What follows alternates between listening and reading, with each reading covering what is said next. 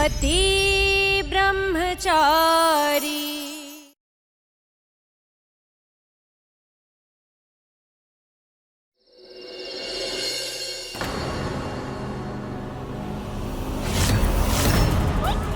ईशा चिल्लाना मत, ईशा चिल्लाना मत, मेरी बात सुनो, एक मिनट मेरी बात सुन लो प्लीज। मैं अपना हाथ नीचे कर रही हूँ।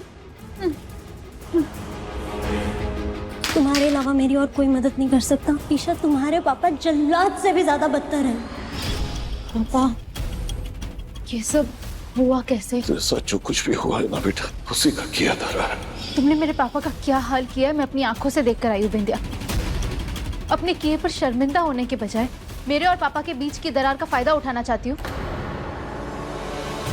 ईशा, वो सब उन्होंने खुद किया है और सारे इल्जाम वो मुझ पर डालना चाहते थे। और अगर मैं वहां से नहीं भागती तो पता नहीं वो मेरे साथ क्या। ये देखो, ये देखो,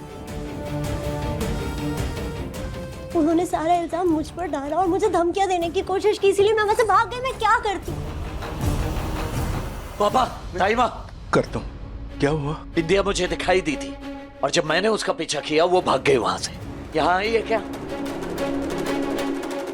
छोई मोई जी और रिया के साथ में इतना बुरा करने के बाद में तो मम्मी जी उसकी टांगे तोड़ देंगी। अरे पर बिंदिया यहाँ आएगी क्यों? क्योंकि वो गुलाब हवेली से भाग गई है। मेरी बात आप सब ध्यान से सुनिए, विद्या के पास खोने के लिए कुछ नहीं है। ऐसे में वो किसी को भी नुकसान पहुंचा सकती है। हे भगवान, मैंने तो आज तक बिंदिया के मुंह पे कुछ बुरा भला नहीं बोला ना, वरना वो मुझे ही मार देगी। नहीं नहीं नहीं नहीं नहीं नहीं नहीं, मोनिका भाभी, क्या कर रही हैं आप? हाँ, कब तक छुपते रहेंगे आप? सिर्फ सावधान रहना ही एक तरीका है उसे पकड़ने का। ईशा जी कहाँ है? अपने कमरे में है। क्यों? ऐसे में सबसे ज्यादा खतरा ईशा जी को ही है।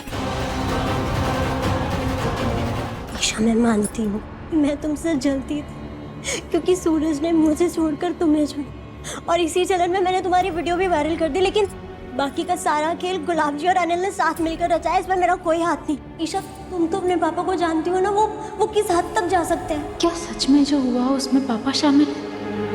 पर बिंदिया पे भरोसा कैसे करूं? ईशा ईशा ईशा प्लीज, एक बार मेरी बात सुन लो, एक बार मेरी बात समझने की कोशिश कर दो प्लीज। ये तो विद्या की आवाज लग रही है।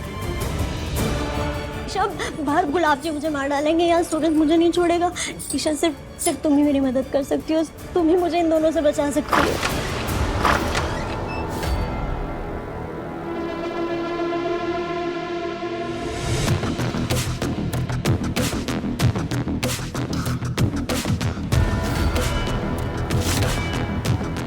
विद्या,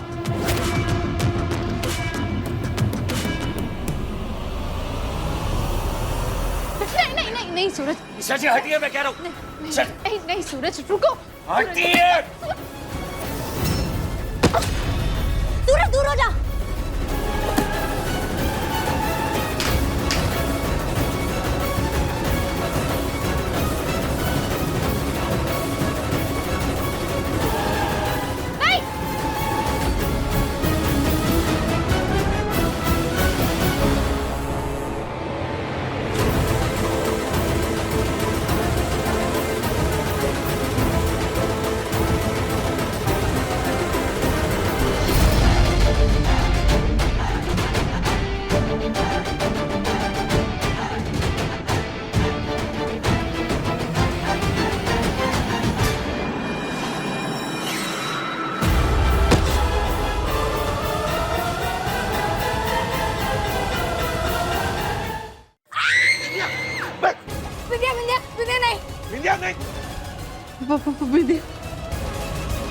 मैंने आज तक तेरा कुछ भी बुरा नहीं किया।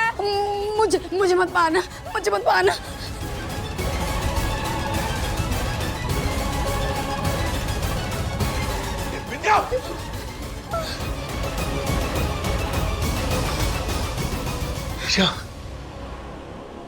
क्या जरूरत थी बीच में आने की? भाग गई ना वो। मैं नहीं भगाया बिंदिया को, क्योंकि सूरज मुझे सच पता चल गया है कि अनिल जीजा जी को मोहरे की तरह इस्तेमाल करके सब कुछ करवाने वाले मेरे पापा हैं।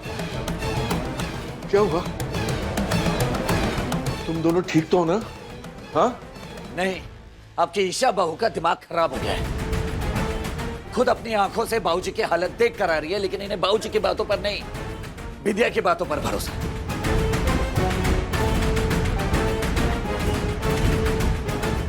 सूरज, ऐसा नहीं है कि मुझे बिंदिया की कही हर बात पे भरोसा है, लेकिन उसने जो मुझसे बात कही, अगर उसमें जरा सी भी सच्चाई हुई तो क्या पता इस बार वो सच में निर्दोष हो और पापा गुनहगार। बस ईशा जी, बस बहुत हुआ। मैं बाबूजी के खिलाफ एक शब्द नहीं सुनूंगा।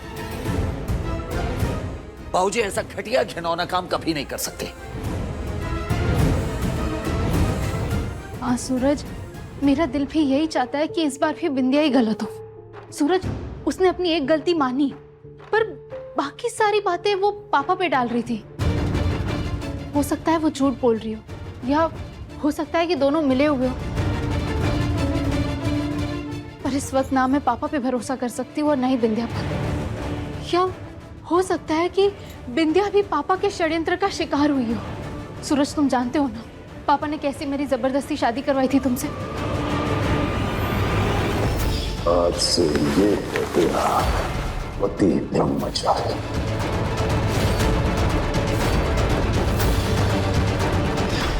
ईशा जी, वो एक पिता का अपनी बेटी के लिए गुस्सा था और कुछ नहीं। लेकिन अब तो सब ठीक है ना हम दोनों के बीच। और बात छोड़िए, अगर विद्या ने कुछ गलत किया ही नहीं है तो वो यहाँ से भागी क्यों, सोचिए। हाँ ईशा, और उसके हाथ में धारदार चाकू भी था। सूरज, अगर बिंदिया सीधा तुम्हारे पास आती तो तुम क्या करते? उसकी बात सुनते? उसे देखते ही तुम्हारा गुस्सा 7वें आसमान पर पहुंच गया था। सूरज, अगर वो मुझे हर्ट करने के इरादे से आती तो मुझ पर वार करती। मैं यहाँ सुरक्षित नहीं खड़ी होती, ये तो सोचो। ये कुछ भी हारी, मैं हारी। ये सब हो क्या रहा है? मैं तो कुछ समझ में नहीं आ रहा। जैसे आपको बाबूजी पर भरोसा नहीं हो रहा है, वैसे ही मुझे विद्या पर भरोसा नहीं है। चाहे कुछ भी हो जाए, मैं उसे ढूंढ निकालूंगा।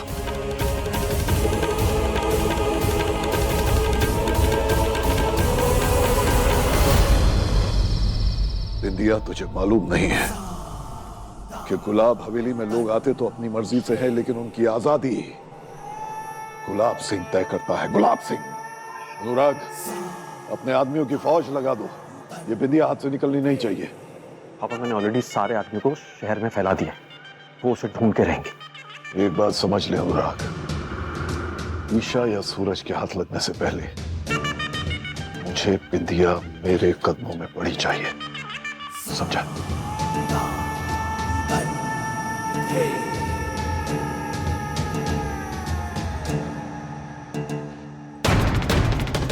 जितना जल्दी हो सके ढूंढो उसे।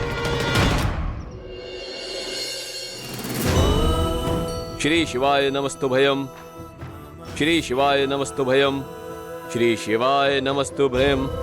लीजिए पंडित जी, ये नारियल और 500 रुपए। इस बार आपने किसी को घर पे चंदा लेने ही नहीं भेजा, इसलिए मैं खुद ही लेकर आ गई। लीजिए। ना तो आपका नारियल भगवान पर चढ़ेगा, ना तो आपका दिया हुआ चंदा स्वीकार किया जाएगा। आप जैसे लोगों को तो मंदिर में घुसने ही नहीं देना चाहिए। शर्म तो है नहीं, बेशरम के जैसे मुंह उठा के चली आई। बहू बेटियों को धंधे पे लगा के यहाँ भक्ति का ढोंग रच रही है। ए बस, बोल नहीं रही हूँ, इसका मतलब ये नहीं है कि जो तेरे मुंह में आएगा बोलती जाएगी। जितना अधिकार इस मंदिर में पूजा करने का बाकियों को है ना, उतना मुझे भी है। और सच्चाई पता ना हो ना तो कीचड़ मत उछालो। पंडित जी, आप पूजा करवाइए। माफ कीजिए, मैं आपकी पूजा नहीं कर सकता। हे कुछ बिहारी मैं हारी, सच्ची आस्था और पूरी श्रद्धा, इससे बड़ी कोई पूजा नहीं होती। मैं खुद कर लूंगी अपनी पूजा। अरे हम शरीफ लोग हैं, हमारे साथ तुम मंदिर में पूजा नहीं कर सकती।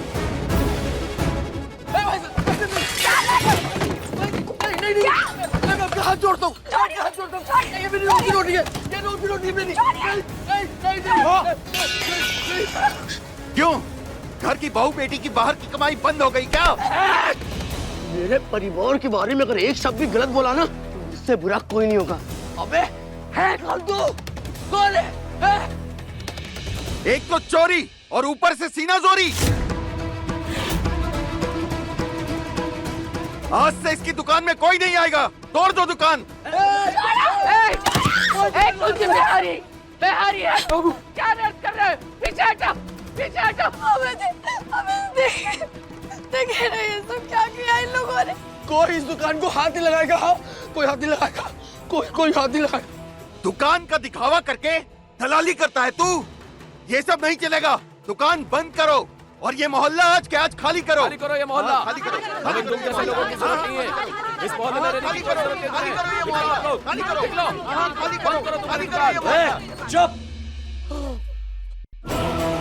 जो बात करनी है मुझसे करो। है किसी में दम? मैंने थोड़ी सी शराफत क्या दिखाई, तुम सब खुद को शेर समझ बैठे। और अब किसी ने एक कदम भी आगे बढ़ाया ना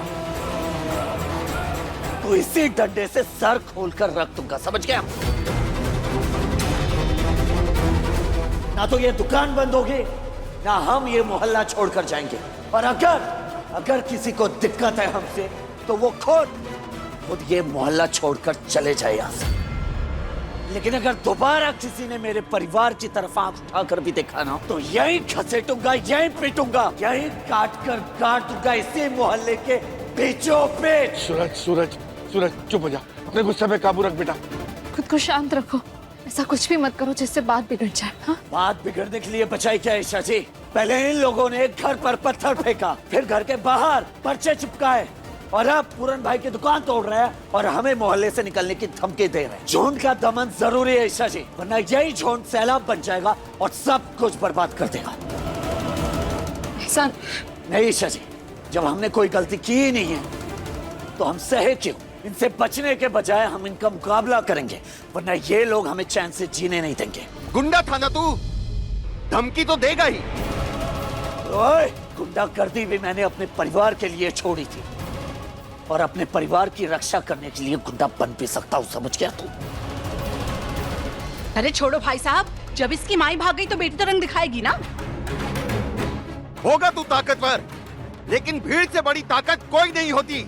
और हमें आंखें दिखाने के बजाय तूने अपनी बीवी के शौक पूरे कराए होते तो आज वो बार वाली अप्सरा बनकर ना घूम रही होती।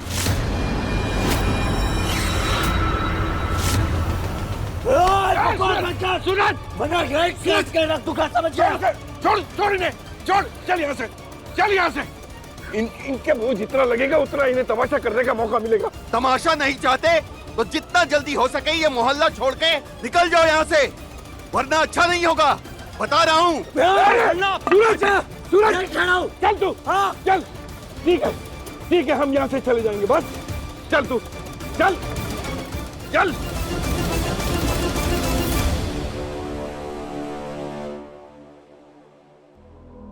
क्या है क्यों बार बार गुंडा बनने की बात करता है?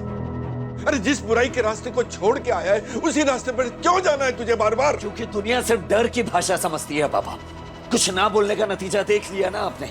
ये लोग हमें हमारे ही घर से निकालने की धमकी दे रहे हैं। ऐसे में क्या करें? हाथ पर हाथ धरे बैठे रहे, सहते रहे उन्हें, या घर खाली कर चले जाए यहाँ से? वो भी तब जब हमारी कोई गलती है ही नहीं। मना जुबान बंद कर लूंगा, हाथ बांध लूंगा, लेकिन उन सब का क्या जो रिया और ईशा जी के बारे में भली बुरी बातें कर रहे हैं। तो क्या गलत कह रहे हैं मोहल्ले वाले?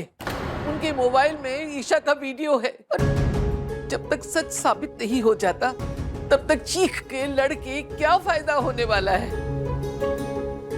सूरज, शब्द वो हथियार है जो आत्मा पर घाव कर जाते हैं। ऐसे घाव, ऐसी पीड़ा सहने की उम्र नहीं है मेरी। चलो चलते हैं हम लोग यहाँ से, नहीं रहेंगे यहाँ। लेकिन ताइमा आप बात क्यों नहीं ना सूरज, कब तक इस घर में बंद होकर रहेंगे हम? कितनी रातें हम डर कर जाग कर काटेंगे? नहीं, आज उन्होंने पूरन की दुकान तोड़ी है। अगर तुम मौके पे नहीं आते तो वो शायद पूरन को पीटते। नहीं, आज मुझे भी अपने बच्चों की फिक्र हो रही है। भीड़ का कोई ईमान नहीं होता। ब्लूटूथ या बच्चे को कुछ भी हुआ ना तो मैं भी मर जाऊंगी।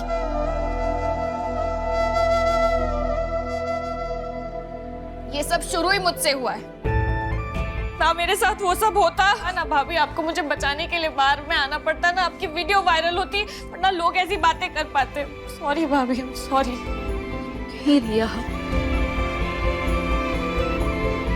ताइमा, किसी को कहीं जाने की जरूरत नहीं। अगर उन लोगों की नजरों में भी मैं ही दोषी हूँ तो मैं ही यहाँ से कुछ दिनों के लिए चली जाती हूँ।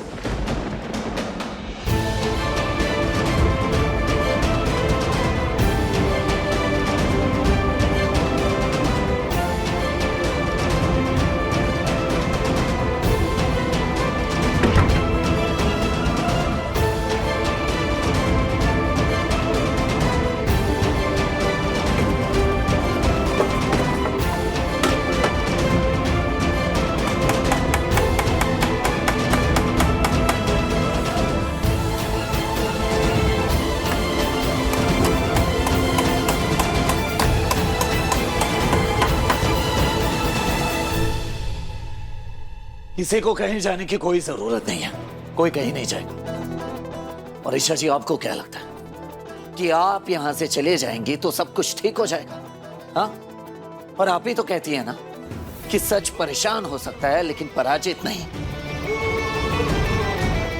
क्यों सहे हम सबकी जब हमारी कोई गलती है ही नहीं? सही कहा मोनिका भाभी ने, ये भीड़ है जिनके पास आज हमारे घर का मुद्दा है, कल ये किसी और के घर में झांकेंगे, क्योंकि इन्हें सिर्फ तमाशे से मतलब है और कुछ नहीं। ईशा जी, अगर आप यहां से गई तो ये झूठ और पुख्ता हो जाएगा कि हम ही गलत थे।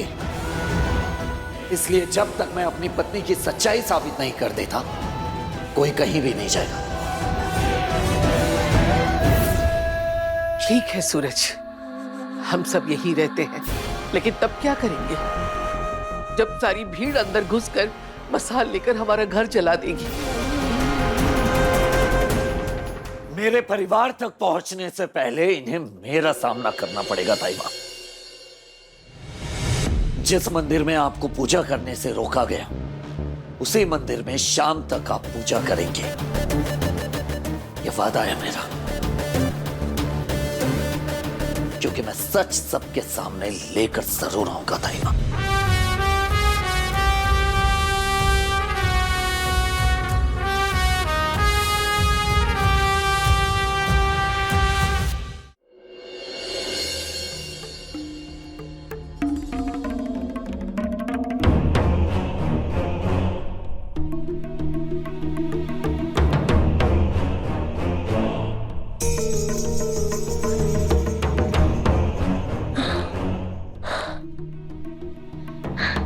गुलाब सिंह के आदमी यहाँ नहीं पहुंच सकते।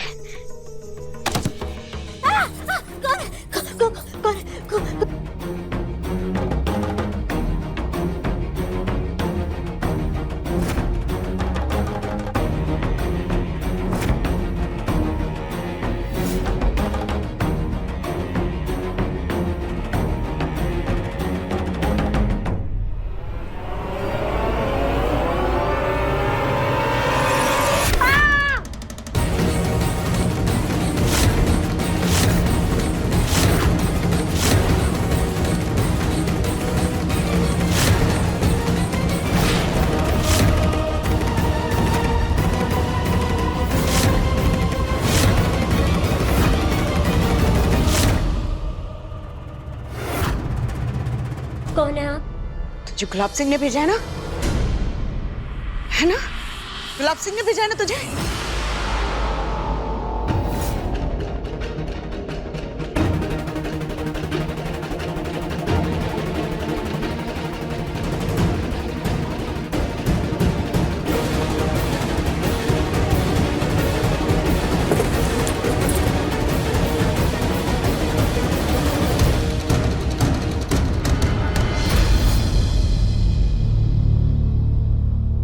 ये तो ईशा की माँ है।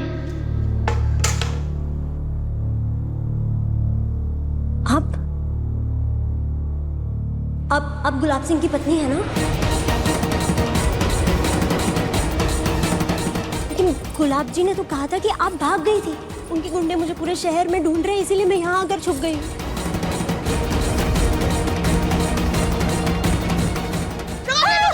आपकी बेटी है ना?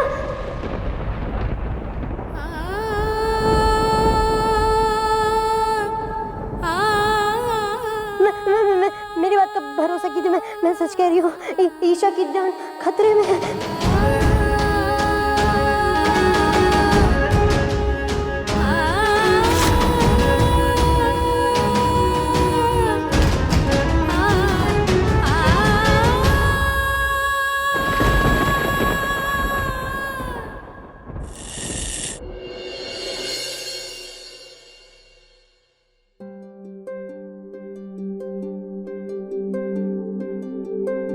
हे प्रभु, हे भोलेनाथ, पिता परिवार का पालक होता है, उसे हर मुसीबत से बचाता है, लेकिन मैं अपने परिवार पर लगे कलंक को मिटाने में असफल रहा। मेरे परिवार की रक्षा करना प्रभु, रक्षा करना।